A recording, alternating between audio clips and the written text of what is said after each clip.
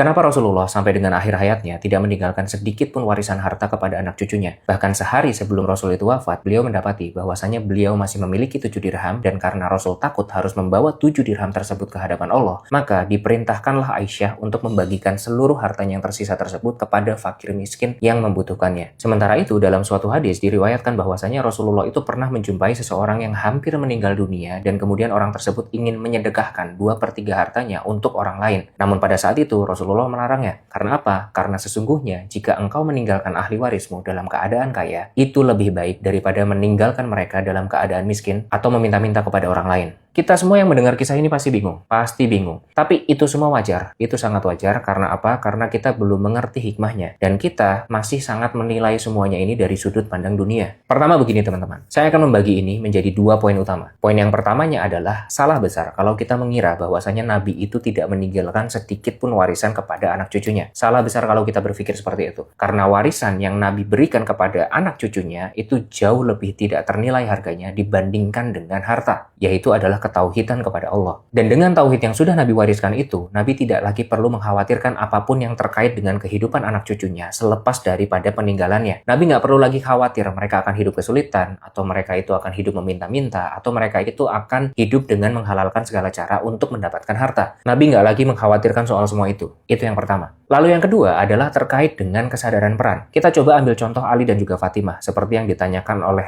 penanya di awal tadi. Berkat ketauhidan yang sudah menancap sempurna di hati mereka mendapatkan sesuatu yang nyaris tidak dimiliki oleh orang lain. Dan sesuatu ini jauh lebih berharga daripada segunung harta sekalipun, yaitu adalah kesadaran peran. Ali dan juga Fatimah itu sangat amat mengerti bahwa perannya di dunia ini itu bukanlah melalui harta. Sahabat-sahabat lain seperti Abdurrahman bin Auf atau Utsman mungkin memang diberikan peran melalui hartanya. Tapi ya sudah, itu nggak akan membuat mereka kemudian menjadi pusing gitu loh. Karena apa? Karena mereka sadar kalau itu bukan peran mereka. Analogi sederhananya begini, saya nih ditugaskan keluar kota oleh bos saya bersama dengan kedua orang teman saya. Kami bertiga berangkat. Teman saya yang pertama itu dikasih tugas sama bos saya sebagai bendahara, yang kedua dikasih tugas untuk ngurusin transportasi dan juga akomodasi, dan sedangkan saya, tugas saya itu adalah bagian diplomasi. Nah, karena bos saya ini adalah bos yang bijak, maka pembagian tugas ini sudahlah sesuai dengan skill dan juga kapasitas masing-masing daripada kami yang bertugas. Maka kalau kemudian saya ini komplain, bos, saya mau dong pegang uang juga. Kok si A aja sih yang dikasih uang? Apa yang bos saya akan bilang? Kamu tahu nggak sih kenapa kamu yang saya tugasin untuk diplomasi? Karena tugas diplomasi ini cuma kamu aja yang bisa ngerjain tugas itu. Sementara 2 orang temenmu tadi itu nggak ada satupun yang bisa. Mereka sudah punya keahliannya masing-masing. Dan kalau kamu nggak terima tugasmu ini, artinya kamu ragu dengan dirimu sendiri, dan itu juga otomatis kamu ragu dengan kepemimpinanku di sini.